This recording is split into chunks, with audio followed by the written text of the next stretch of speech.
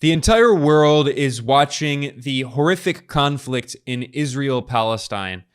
But today I wanted to provide some important context that is often not mentioned in the Western media. And I really need to emphasize that what Israel is doing right now is indiscriminately bombing one of the most densely populated regions on the planet.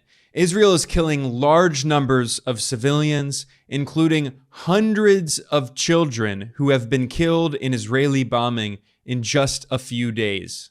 Israel is bombing everything, especially apartment buildings, and this means that entire Palestinian families are being killed, entire families. Furthermore, Israel is bombing hospitals, schools, other civilian infrastructure. Now, of course, Israel and its supporters in Western governments are claiming that these attacks are against military targets, but no, they are against Palestinian civilians. Meanwhile, the entire Gaza Strip has been blockaded. There is no electricity, there is no food, there is no water. This is a medieval-style siege, and Israeli officials are using borderline genocidal rhetoric, referring to Palestinians as animals. At the same time, Israel is bombing its neighbors like Syria and Lebanon, and there is the possibility that this violence could expand into a regional war. Now, in a previous video, which I'll link to in the description below, I discussed some very important facts that are almost always left out of Western media coverage. First of all, that Gaza has been under an illegal Israeli blockade since 2007. Israel controls all of its land borders, its airspace, and its water, territorial waters. Israel controls everything that goes in and out of Gaza, and the Israeli government has even calculated the number of food calories that are allowed in Gaza in order to, quote, put the population on a diet. That is to say, to keep them just above the line where they starve.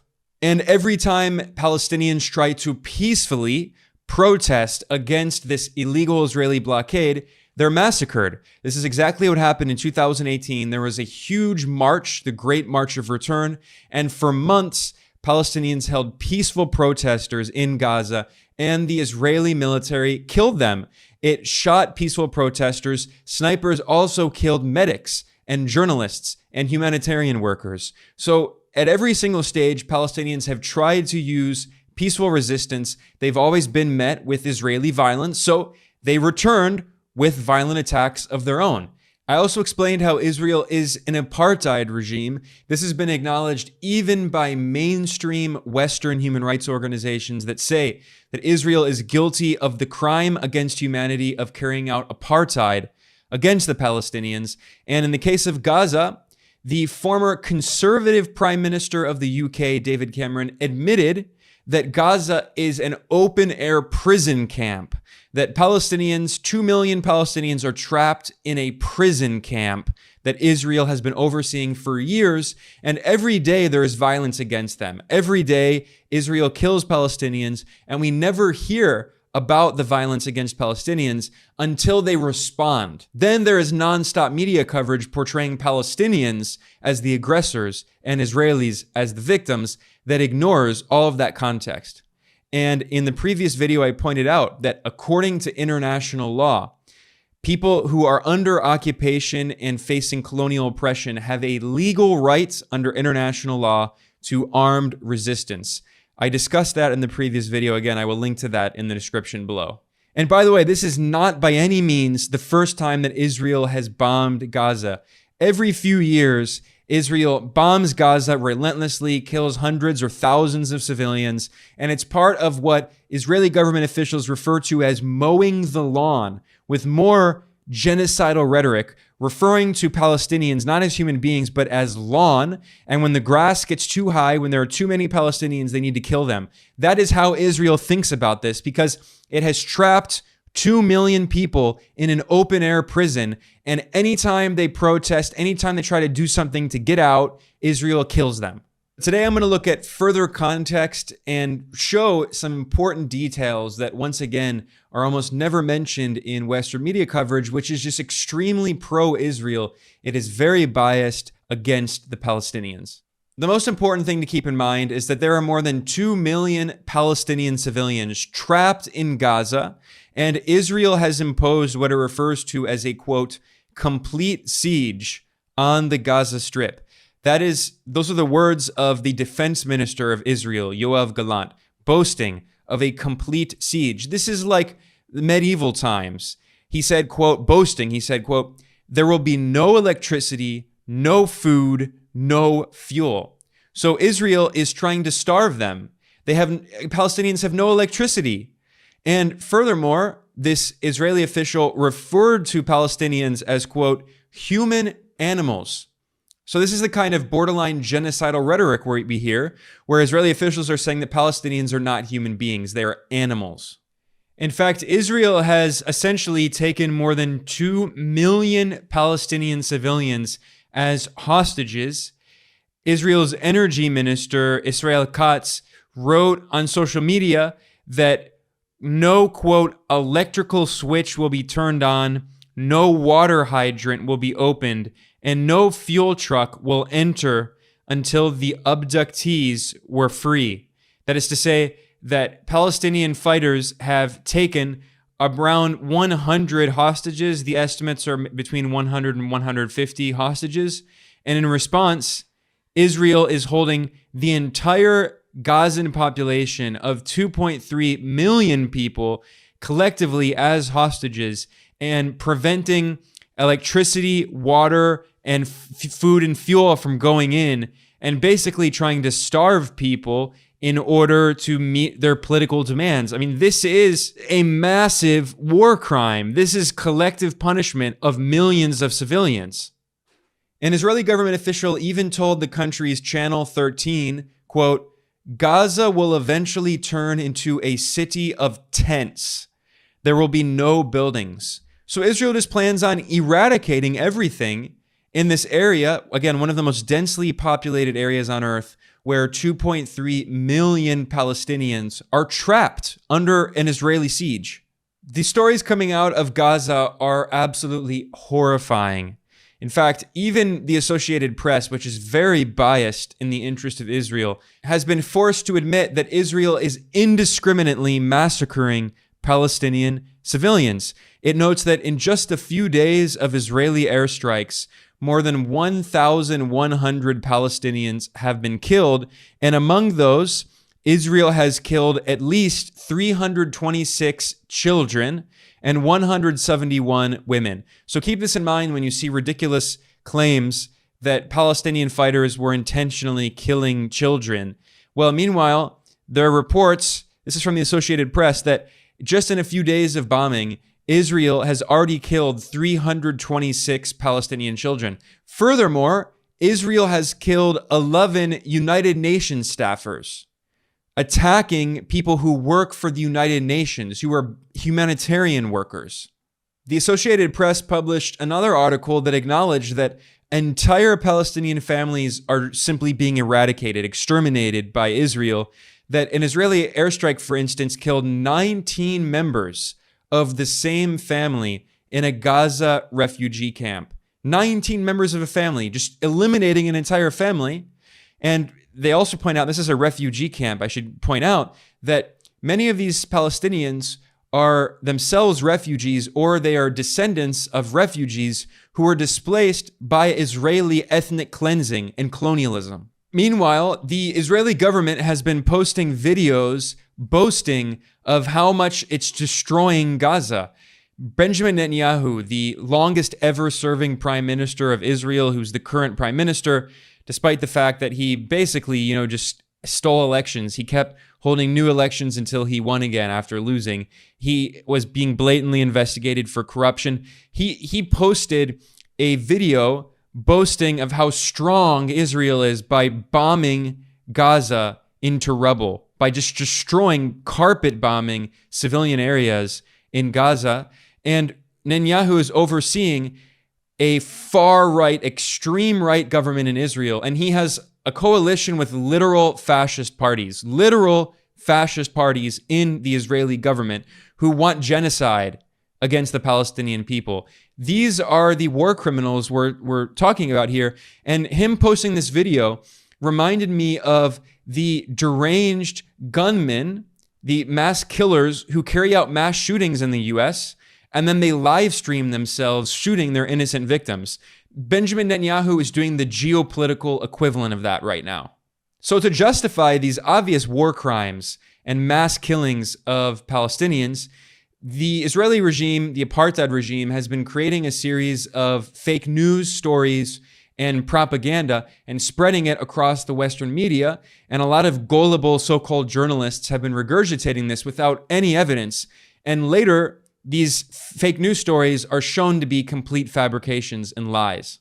A good example of this is the completely debunked, baseless claim by Israel that Hamas, the Palestinian group, was beheading babies. Now, later, the Israeli military admitted that this is completely false after the Israeli military helped give birth to this fake story. And this is a classic example of propaganda where the Israeli regime creates a fake story, it's spread all throughout the media, and then later admits, actually, sorry, we were wrong, that story is completely false, there's no evidence whatsoever. But they've already done the damage. This fake story has been spread and is used to justify these Israeli attacks. In fact, US President Joe Biden echoed these lies. He claimed that he had, quote, confirmed pictures of terrorists beheading children. This is completely false. There is no evidence. And in fact, the White House was later forced to issue a statement saying it is not true. This was acknowledged even by the New York Post, which is a right-wing, completely pro-Israel media outlet. It said, the White House walked back the commander-in-chief's claim. It's not true. Another example of one of these fake stories is the Western media claimed repeatedly that a German-Israeli tattoo artist named Shani Luke was killed in this Palestinian attack, and yet it was now exposed, her mom has exposed, that actually she's alive and is in a hospital in Gaza. So when you see these stories in the Western media, you should always be skeptical. Extraordinary claims require extraordinary evidence, and especially when there's fog of war happening, a lot of these so-called journalists in the West who are pro-Israel propagandists, they're simply echoing unsubstantiated claims by the Israeli military. It's propaganda, in some cases fake news, and they're using it to demonize Palestinians and portray them as horrible monsters and baby killers. Meanwhile, Israel is killing hundreds of Palestinian children in its relentless, indiscriminate bombing. Again, in just 4 days of Israeli bombing, Israel has killed 326 Palestinian children, nearly 200 Palestinian women.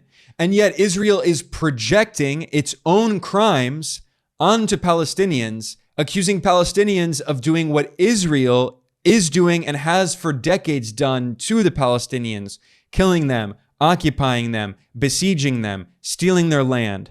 What this all reminds me of is back in the Gulf War, when the US attacked Iraq in response to Iraq invading Kuwait in 1990 and 1991, the US media spread a series of completely fake stories claiming that Iraqi soldiers went into hospitals in Kuwait and took the babies out of incubators and left them on the ground to die. So there were a series of reports in the Western media, including top newspapers, claiming falsely that Iraqi soldiers were intentionally killing babies. It was totally false. In fact, there was even congressional testimony by a young Kuwaiti girl named Naira, and she claimed the same thing. And yet it was later exposed that she was the daughter of the Kuwaiti ambassador. And the Washington Post was later forced to publish an article by the director of Middle East Watch, which was part of Human Rights Watch. And this article acknowledged that it was false, that a Washington Post news story incorrectly stated that Middle East Watch, a division of Human Rights Watch, had initially embraced the stories of Iraqi troops killing babies in incubators in Kuwait. They investigated and dismissed the obviously false tales of hundreds of babies thrown out of incubators by Iraqi troops. They could find no credible evidence to support this allegation, and yet it was spread all over the media and was used to justify the U.S. relentlessly, brutally bombing Iraq, destroying Iraqi civilian infrastructure, including hospitals and schools and bridges and civilian areas. And in fact, there were Iraqi soldiers that were fleeing, and the U.S. Air Force massacred them on the so-called Highway of Death, just liquidating Iraqi soldiers as they had their backs turned, as they were fleeing, in an obvious war crime. Another famous example of Western governments using this kind of fake news to justify their wars was back in 2011, when the U.S. ambassador to the United Nations, Susan Rice, claimed falsely, without a shred of evidence, that Libya's leader Muammar Gaddafi was giving his troops Viagra and encouraging them to do mass sexual assaults of women. It was completely false. There was never a single shred of evidence. It was fabricated by the US government, and yet the media just completely echoed it as if it were true, not demanding evidence. Now, a few months later, the mainstream Western human rights organization, Amnesty International, came out publicly and questioned the US government's false accusations and said there was no evidence whatsoever. But the damage, once again, had already been done. This fake story was used to manufacture consent for NATO's 2011 war that destroyed the Libyan state, that killed the leader Muammar Gaddafi and created a failed state. And still today, 12 years later, there is no central unified government in Libya. It has been in chaos and civil war. Well, these fake stories spread by the US government and other Western governments that are supporting Israel today as it does the same, these lies, these fake news campaigns are used to justify imperialism, to justify Western war crimes.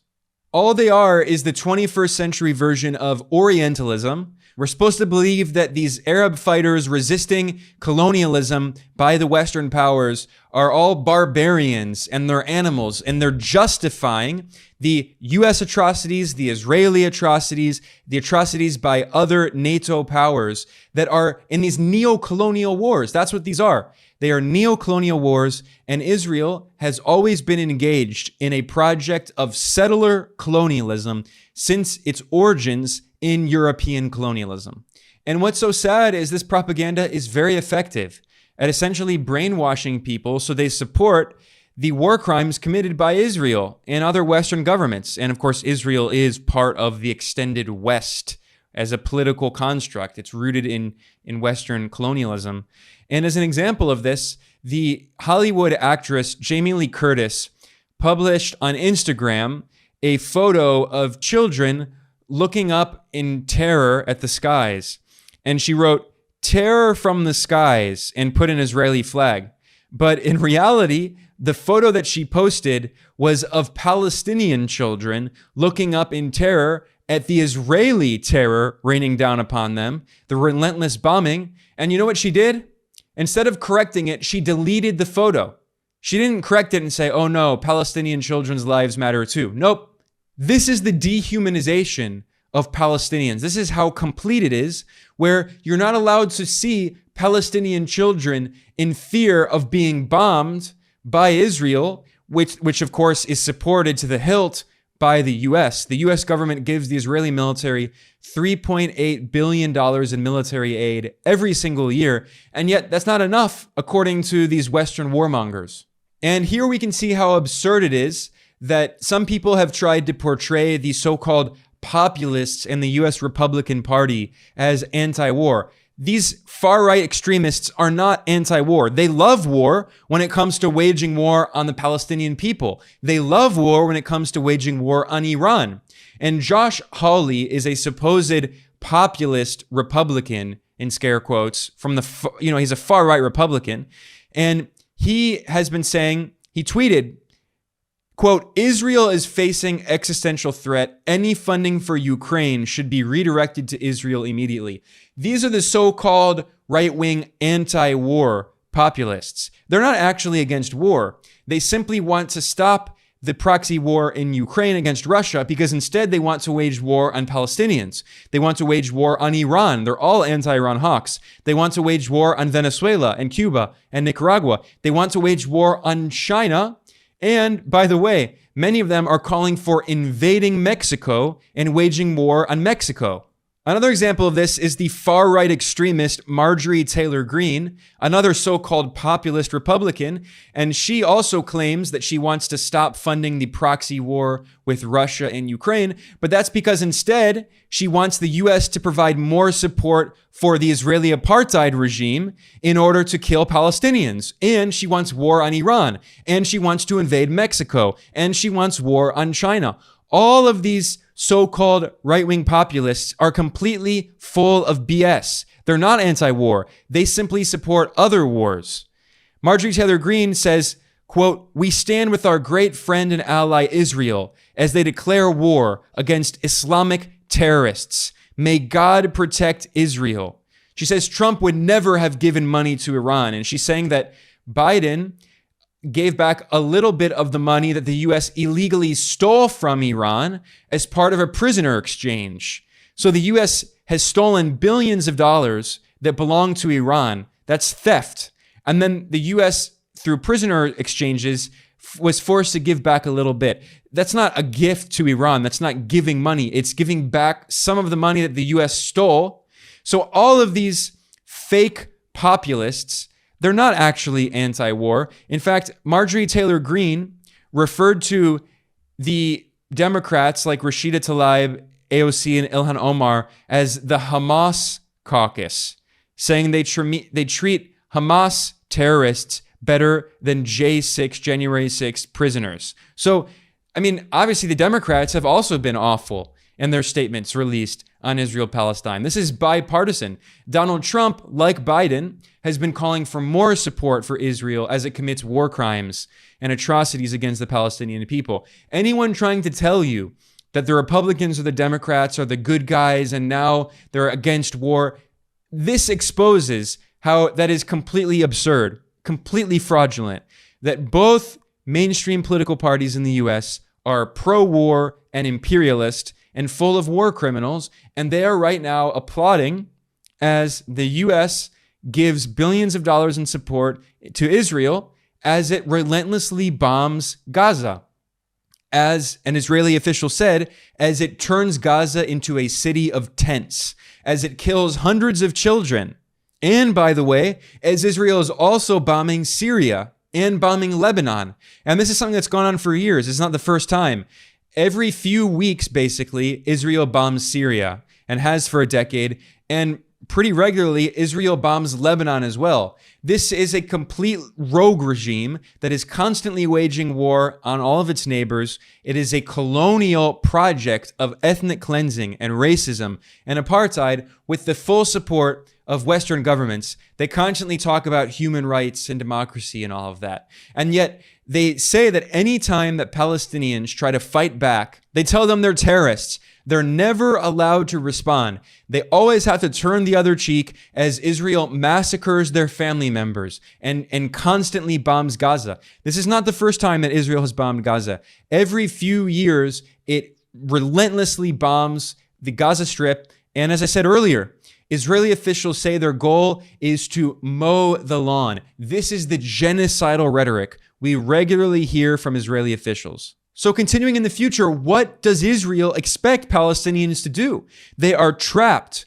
under a brutal, illegal blockade that has gone on since 2007. Now it's a complete siege. They don't have electricity. They don't have food. They don't have water. What does Israel expect? That they're not going to attack? They're not going to respond? It simply wants them to disappear, to die. It wants them all to die. That's Israel's goal. It has trapped more than 2 million human beings in an open-air prison. Again, even the conservative former prime minister of Britain has acknowledged that it's an open-air prison. Israel wants to trap them in this massive concentration camp and simply forget about them. Treat them like human animals. That's what Israel refers to them as. And anytime they respond, they're demonized in the West. Well, this is exactly how slave owners responded when there were slave uprisings in the United States by people like Nat Turner, who led uprisings of enslaved people against slavery. And every time they attacked and tried to free themselves from slavery, the U.S. propagandists who in support of slavery, or even people who claimed to be abolitionists, but they say we should only be peaceful and pacifism. Well, they would always say, you're making your your liberation struggle even more difficult because you're inviting more of a backlash, more revenge. Well, what were they supposed to do? Just simply forever wait for these people enslaving them to just become nice and stop enslaving them? That's not how they freed themselves. That's not how anyone in human history has ever freed themselves. So keep all of this context in mind when you see the mind-numbing propaganda in the West claim that Palestinians should simply just accept their slow-motion genocide without any consequences, without ever fighting back, and just allow Israel to starve them, to trap them in an open-air prison, to prevent them from having electricity, to make their lives hell. Gaza is not a livable place. It has not been a livable place for decades, and Israel has been trapping people for so long that it was only a matter of time until they responded. So keep all of this in mind. And with that, I'm going to conclude here. I just wanted to provide some of this very important context because, again, the Western media has shown just how extremely biased it is in the interest of Israeli colonialism, demonizing Palestinians, spreading some of this fake news. And I wanted to provide some of the larger context so you can see what's actually happening here. Please subscribe on whatever platform you're watching or listening on. If you're on YouTube, please like the video and subscribe to the channel. If you prefer listening as a podcast, all of our videos are available as podcasts. I want to thank everyone for joining me. I'll see you next time.